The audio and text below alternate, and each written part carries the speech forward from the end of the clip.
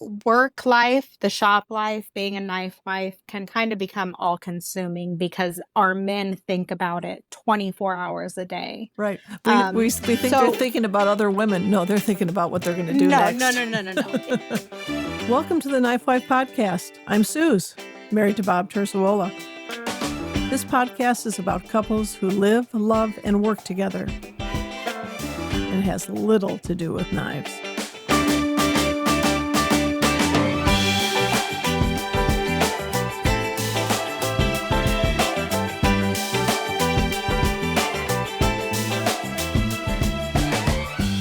Hey everybody, welcome to the Knife Wife podcast. This is Suz, and I'm with my husband and partner in crime. Hi, this is Bob. Bob Terzuola. Nobody can pronounce it. Nobody can spell it. That's why I kept my maiden name. That was hard enough. That was smart. That was smart. And we do have a contest, though, on who mispronounces your last name the best. Mm-hmm. I love that. Anyway, the theme of today's show is cars. And Bob and I have a story about cars. Mine tend to be a little off the wall. Bob's tend to be a little normal. I don't know how that could be. Me off the wall? I've got to be normal? Yeah. Okay. And today we have Cristie Fellhoelter with us, and she's in Mississippi. Am I right, Cristie? Yes, yep, Hazelhurst, Mississippi. And is that near anything? I don't know where that is. I've never been there. We are about 40 minutes south of Jackson. Okay. All right. And that's the famous Johnny Cash. Mm-hmm. Jackson. Yeah. Hotter than a pepper sprout. It is hot out here. Yeah. And Cristie works with her husband. He used to make knives, but then he got into pens, and he makes some amazing pens. And we'll hear later what she does with him. But not easy to be partners, but I wouldn't have it any other way. So, and when I first met Brian, you were pregnant with your first child, and he visited us in Albuquerque. He was on a motorcycle trip with Axel, and yes, he sure was. He kept referring to you as the wife, which I did not like, and so I told him, refer to her by her name, please, not the wife. I said, they said that went out with chattel. Yes. So anyway, but I'm always sticking my foot in. What should I call her, the girlfriend? No. Anyway, so let's see. What's my story about cars? So going to church on Sunday morning, my mother's got me in a nice light blue dress, her favorite color, with a tulle petticoat that made the skirt stick out, I don't know, another foot. I don't know why that was the style, and it was very scratchy, and my epitaph's going to be, when can I take my dress off? Because I was always saying that. I was so happy when we could wear pants. Now I'm wearing dresses again. How did that happen? Anyway, so I have a little straw hat with a little blue band, a grosgrain band with the little ribbons down the back, and I get in the back seat with my brother. And on the way to church, my father had a habit that was really not a fun way to drive to church every week, but it was our family. And he was in the choir, and he would do his scales. And then after he would do his scales, he would roll down the window with a crank, not a electric window. And he would spit out the window. And this was the same year as we got Rollo, the chimpanzee. But I was fascinated with this spitting. I had never spit. Boys always spit at school, and I was kind of a tomboy. So I thought, well, I'm going to try this. Next time he rolls down the window, I'm going to stand up, because there were no seatbelts back then. I'm going to stand up real quick and spit out the window. And the windows were really big and long, and so it almost went behind the seat of the front seat where the window was. So it wasn't that hard to stick my head out the window. And I'd like to tell you I remember the car, but I don't remember the car. And so sure enough, does the scales, spits out the window. I pop up, I stick my head there, and he starts cranking the window up with my head in it. But he didn't know my head was in the window. And he kept trying to crank it harder because it wasn't going up, not thinking his daughter's head was in the window, because who would have thought that? And my brother is in the back seat laughing till he's crying, and he says, Susie's head is stuck in the window. And my mother says, what? She looks over. Bob, my mother's name was Susan, and my father's name was Bob. Yeah, My brother thought that was I pretty fun. love that. Yeah, Imagine that. Imagine that. When I told my brother who I was dating, he said, "What's his name?" I said, "Bob." He said, "Oh," he couldn't stop laughing. But anyway, so my mother says to my dad, "Bob, Susie's head is in the window." And of course, this is not computing in his brain. Right, it makes no sense. Why would your head be out the window? Yeah, exactly. It's making no sense at all. It's just not computing in his brain. And so then he looks and he sees out of the corner of his eye that indeed my head was in the window. And, as he tried, instead of rolling it down, at first he rolled it up again. And I could feel the little elastic strap under my chin snap, and it cut me. And my hat, of course, was crushed beyond belief. My mother's, pride and joy was that hat. And so then he finally undid it, and I'm, crying, and my hat ruined. And that's probably the end of the hat. Wouldn't you say, Bob? That was the end of the hat. Bye-bye straw hat. And my mother, as we're going into church, the last thing she says to me is, "Don't tell people how you got that cut under your chin. They ask you, don't tell them." Because she didn't want to be this Right. kid. Yeah, she was, she's a very proper lady. She couldn't help it. She was, of another era. So I didn't have to wear that dumb hat. Well, that's one way to get out of wearing the hat. That is, exactly. So that's my story. And so, Well, that sounds like fun, though. Yeah, well, I really had a colorful childhood, as people are going to learn. I think growing up in a completely different era, it's just, they can't equate it to the childhood our children have now. No. It's just not the same. Like, I've never heard a parent today say, "I'll give you something to cry about." Ever heard that today? Yeah, Never. I heard that too. Oh, no. Yeah, Well, you heard that too? I might have said it. Okay, well, thank you. Thank you To very my much. kids. We didn't have seat belts. We didn't have helmets on our bicycles. People were smoking at age 15 no. or Oh, no. 16. I was sitting on my mother's lap in the front seat, no seatbelt, while they puffed in Chicago with the windows up, smoking, both of them. Yeah. Now you see everybody running around with bottles of water in their hand. And, we used to survive the whole day running in the sun, just taking a sip of water out of somebody's garden hose. Yep. It was a completely different era. And I was lucky if I got one. Some kid had Kool-Aid. Their mother made Kool-Aid, which was verboten in my house. So anyway, Cristie, tell me a little bit how you met Brian, how you got to work in the business, because I don't think you were working in the business when I met him. Oh, no, I wasn't. I was in nursing school when we first started dating. I met him because he quit his job as a machinist at Stadco in Los Angeles and moved up to Central California to be a whitewater rafting guide. So I met him in like his free era. Yeah, that's over. Yes. And of course, like, we just wanted to be young and in love, and we weren't anything serious, but I moved down to the city and started going to nursing school. And then the next thing you know, we just kind of moved in together, and we've been together since 2000. We've gone on 24 years now. Wow. Mazel tov. Congratulations. It ain't easy. So we've been married 17 and we've gone through a lot of growth. I mean, he was a machinist when we first started dating. And eventually I told him, you're going to have to stop quitting jobs because you're too smart for your own good. He is smart. Pick out something you want to do. And I, as a nurse, will support us if I have to. And like, whatever business you do, so long as it doesn't cost us a bunch of money, we'll be fine. I mean, we're young. We're in our 20s. We don't have any kids. Yeah. We can just kind of hang out. Right. So he started making knives, and then he started working for Chevron in Africa, and he was going back and forth doing that for a couple of years. Making knives for Chevron? No, he was the lead machinist in Nigeria. Yes. As one would do. It was the oil fields, wasn't it? He was working. It was oil fields out in Nigeria. Yeah. Okay. All right.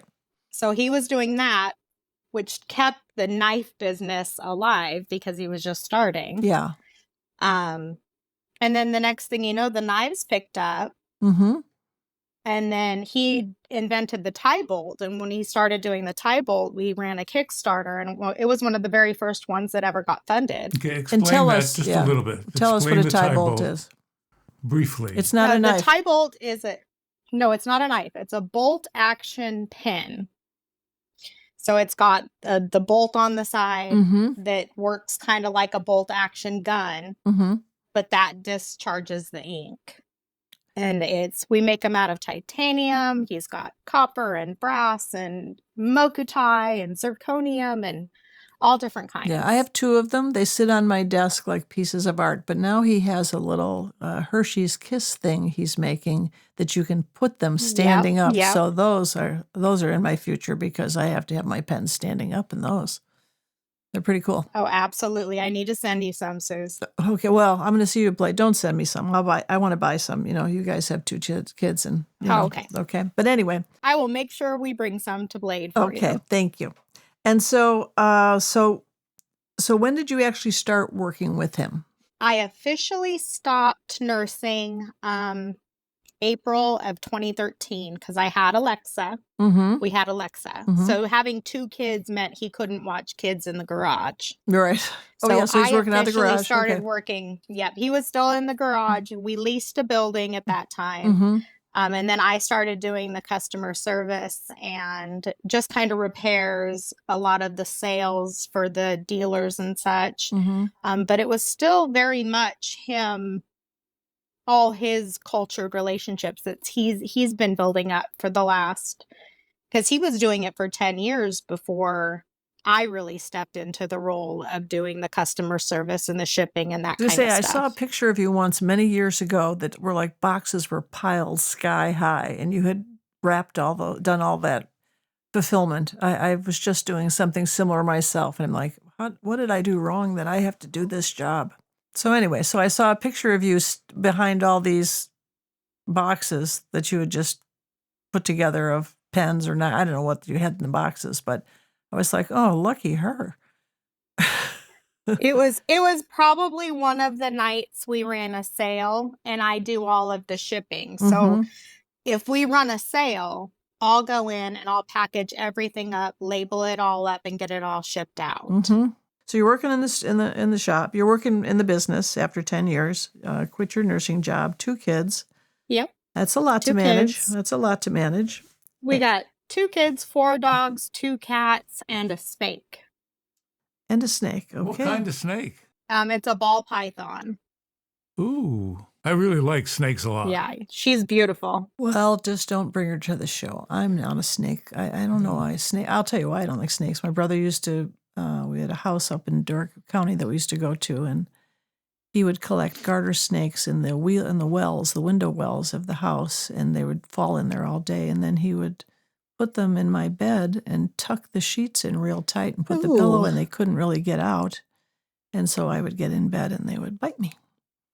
I don't like that is not nice. No, that wasn't very much fun at all. But, my father he'd always rally around and give him a few smacks if he did something like that. So it was all right. That sounds like something my older brother would have done. Yeah, he really prepared me for life, so I thank him for it because, there was a lot of stuff. But that's another story. So anyway. When I was in Guatemala, I had a pet snake. We had 2 of them.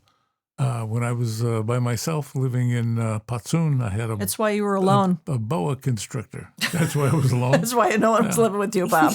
He was living with nuns on top of it. They're the only ones who could tolerate him. The Indian ladies who cleaned the house and they cooked and so forth. Because I lived in a convent, but that's another story. I had my own room. And the Indian ladies there gave me a name called Chapoy Kumats, which means serpent hunter in Cachiquel, northern Guatemala. So I've always loved snakes. I really like snakes a lot. I would like to. So would they bring you the mice from the kitchen so you could feed your snakes? They wouldn't go in the room. They would. There you go. They were terrified. I'm with them. Yeah. And so now you work with each other a lot. You're in the shop with him, right? We do. And I'm kind of a jack of all trades. I do. He makes the little spinning caps that fit on top of the pens now, little fidget spinners. Yes, because So I do most of the assembly on those because I have younger eyes. So I tend to get down in there with the little tiny bearings and get them all centered in and straightened up in there. And a lot of all the odds and ends stuff. Yeah. Is kind of what the wife gets to mostly take care of. Right. Well, I run behind him and double check and make sure he's done all the little things that he's supposed to have done because he's getting forgetful in his older age. So he'll forget to follow up with somebody. And I just kind of am there nagging behind him a little bit. Hey, did you remember to call so-and-so back? Or, all the stuff that the wife does. That sounds very familiar. So, Yep. and I'll say, somebody wrote to you on your Instagram private messages. He said, oh, really? No, they're not there. I said, then I have to show him how to use the phone to find the message. But anyway, Brian's much more technically savvy than Bob is. Yeah. So do you laugh together? Do you have fun together doing this? We do. We laugh a lot together. We habitually find something to laugh at every single day. Usually it's something one of us has done wrong. Yes. Quite common, it's he's lost something, so he'll need my eyes to go find it. And usually, of course, it's something that's directly in front of his face. He saw it 5 times, but for some reason he pictured it as a gray thing, and it wasn't. It was a blue thing. So it was just, and it's usually something silly like that. Yeah. Yeah, I'm my job is to crawl on the floor to find things he's dropped, like a gold screw or something like that. Yes. So the infamous screw hunter. Oh, that's me. We should get shirts made. Screw hunters. We should. Screw hunters. Anyway, so you were telling, or you wrote to me about a story, and Bob's had a similar story, but I want to hear about how you moved a milling machine. Does anybody know what a milling machine is? How much do milling machines weigh, Bob? 1,700 pounds is what my milling machine weighs. I don't know about yours, but it's at least well over a ton. Somewhere around there. It was probably a 2,200-pound Bridgeport. It was a real old Bridgeport. Mm-hmm. And when we lived in Central California, we had it set way, way back inside of a garage. Mm-hmm. And we were trying to figure out how to get it forward into the garage so we could lift it with the crane and put it onto the back of a flatbed truck because we were moving to Arizona.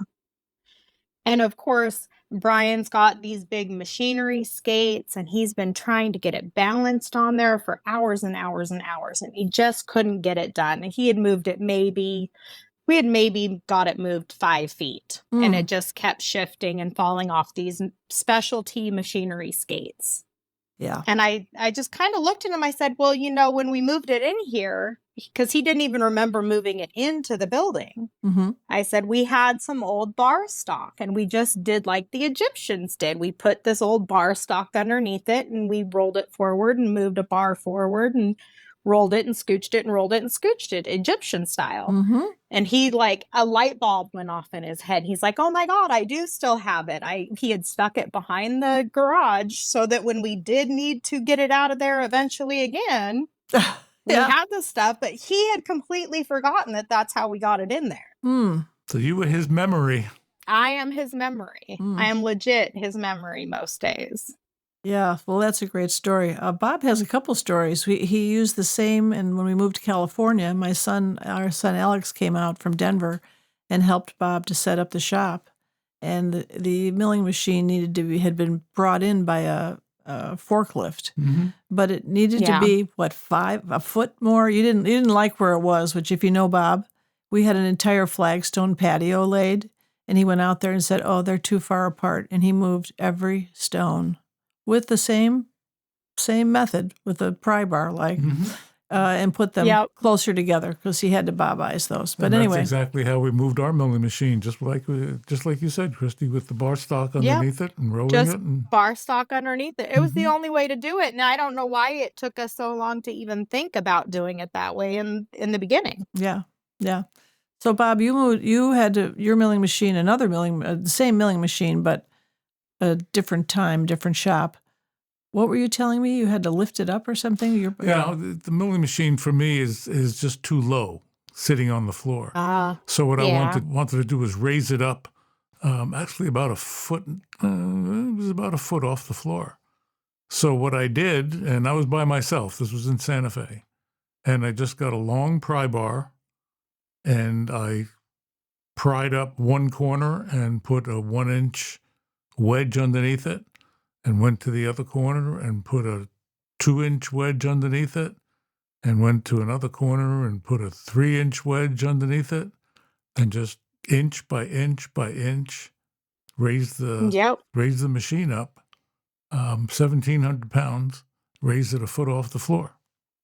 Goodness. What did you use to keep it a foot up? I had. Was it bricks? No. I had a carpenter make a wooden base out of 2x6s reinforced. So I had to get that underneath it. And I was able to push it underneath little by little using a long pry bar. You know what Archimedes said, give me a leverage. Give me a pole long enough and a place to put it, and I can move the earth. Yep. Okay. All right. It's a good thing he doesn't use that on me. Anyway. Right. You weren't there at the time. Yes. Well, anyway, so you can get a hold of the Fellhoelters, and Fellhoelter is spelled Fellhoelter, ToolWerks, or Fellhoelter.com. And on Instagram, he's Brian Fellhoelter on Instagram, and Cristie Fellhoelter. Cristie without an H, Cristie. That would be us. And you can see them at the Blade Show. We're going to see them at the Blade Show. Yes, we are. And we'll have more stories to tell, I'm sure. We've had some fun in the pit. I've seen Cristie lit in the pit. Are you bringing the kids with you? Well, we're going to bring Jason. Jason is actually working with Brian at the shop right now. Oh, really? Very good. Okay. Very good. Yep. He's been going down there every day since summer began. He's really excited. Oh, good. Well, and our son will be coming in from Denver with his girlfriend, Jen. So someone will be watching me, and so I have to. Well, we will be on our very best behavior, Sue. Yes, I don't know what that is, but Doesn't okay. sound like very much fun at all.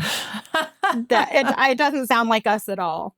Yeah, but actually, I do a lot of the business at Blade, so there's a lot to do. But there's a lot of hugging and hello, how are you? The same conversation 100 times, right, Cristie? Yep, and it sure is amazing how we are, after not getting to see each other for a year or maybe even 2 years, just falling right back into being friends and family. And it's like no time has passed at all. Yeah. The knife community is really, really amazing like that. Yeah. And knife wives are very much that way. Most of them. It's a wonderful thing. So, Bob, do you have a story to tell us about cars before we close? I got a quick story. I had a friend, Jim Weisenhorn, who I had met in Guatemala. He had been a Marine security guard at the embassy.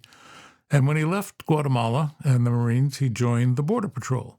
And he was stationed right here in San Diego. And he had bought a knife from me, which he used to call his cheese knife. I don't know why he called it his cheese knife. Because the shape was good to cut cheese with. I guess so. It was a model number 2, all titanium, with a good steel blade and a sheep's foot point. It didn't have a sharp point. It had a sheep's foot point, like an old sailor's knife. Anyway, he was doing a patrol, and they were patrolling what they call drop spots, places where smugglers, known as coyotes, would drop off the people they were bringing in their cars. And I did a show about these smugglers called Trade with Kevin Kline. When you were in the movies. That you could watch on Amazon. I think it's on. Anyway, you'll learn all about coyotes. Los Coyotes. Anyway, they would bring these people in. They would jam them into cars, and you could you'd take the back seat out of a car and put people in the trunk, and you could load maybe 10 people into one of these cars, 10 or 12 people. Anyway, they came upon this, it was, I think, a Buick Riviera, 1967 Buick Riviera. This is in 1988, after he had left the Marines. And, of course, the driver jumped out, and they were unloading people. They were jumping out the windows, opening up the doors, and, scattering in all different directions. And the driver took off across the border, went back into Mexico, and he had the keys to the car with him. He took the keys with him.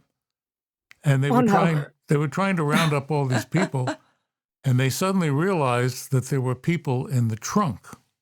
And this was in the middle of summer in August, Oh, in the no. desert in San Diego.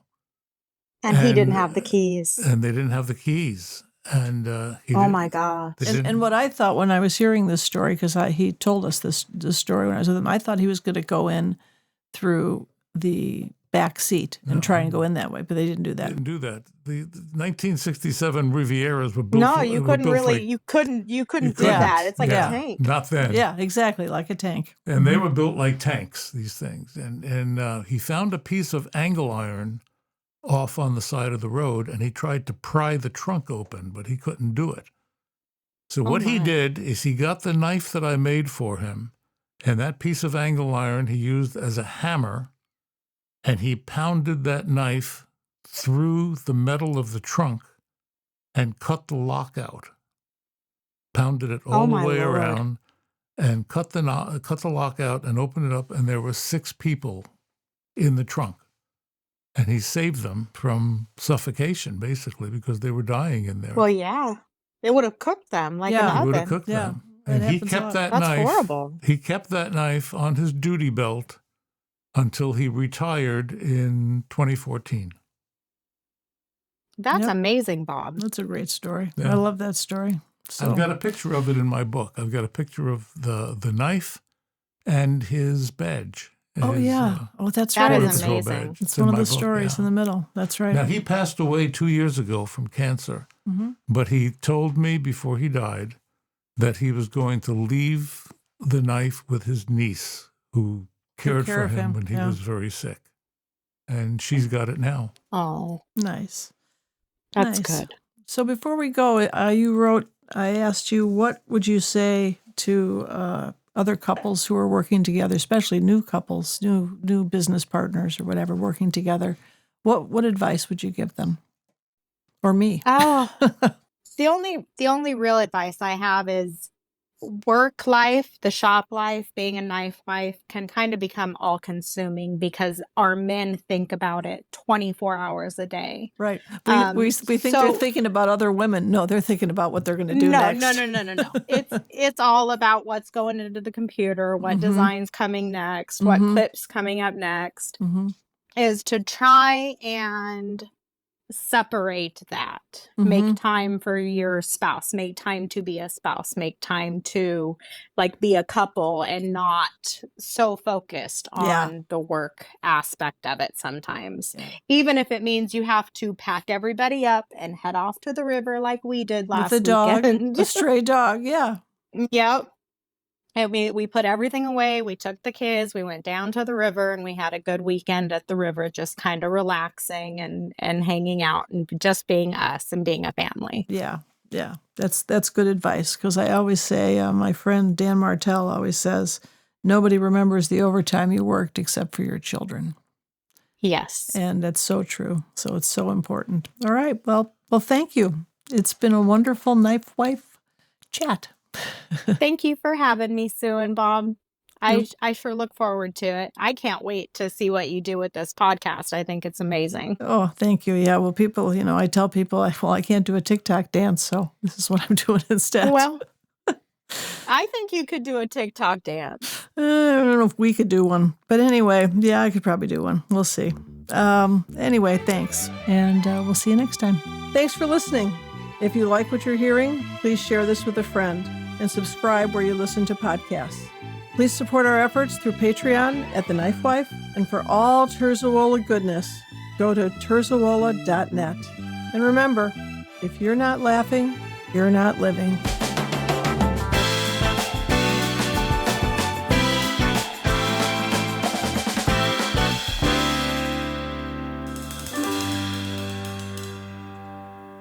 Comments and questions can be made on Instagram at The Knife Wife Podcast or our Facebook group, The Knife Wife Podcast. And if you're a couple who work together and would like to be on our podcast, tell us about yourself with an email at eccentricsuz.com or terzuola.net.